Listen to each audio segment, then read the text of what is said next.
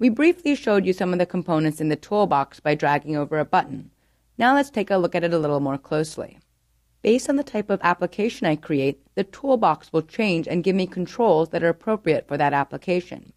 In this case, because I chose a web application, I see components that I can add to a web form. For a Windows application, I would see different controls that are available. Visual Studio is smart enough to understand what controls are applicable to the different project type that I choose to use. I can collapse the tabs that are available in my toolbox and focus specifically on a subset of controls. For example, in the Data tab, I can strictly work with data source controls or data list controls to view this data. Likewise, I can have the same type of categorization for navigation, and I can look at a tree view or a sitemap path of the different elements in my web page. We also have a tab for the Ajax extensions. As we mentioned earlier, Ajax is built directly into an ASP.NET application, and you can consume it readily using the toolbar. It's not a separate add-on as it was with Visual Studio 2005.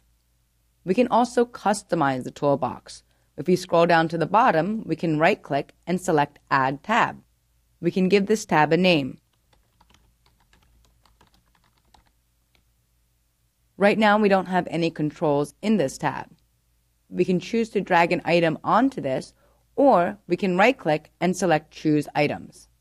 We can choose from a set of .NET Framework components, and we can add them directly to our form.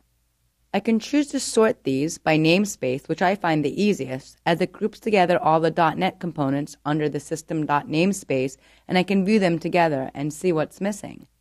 By selecting the checkbox on the far left, I can choose to add it to my toolbox.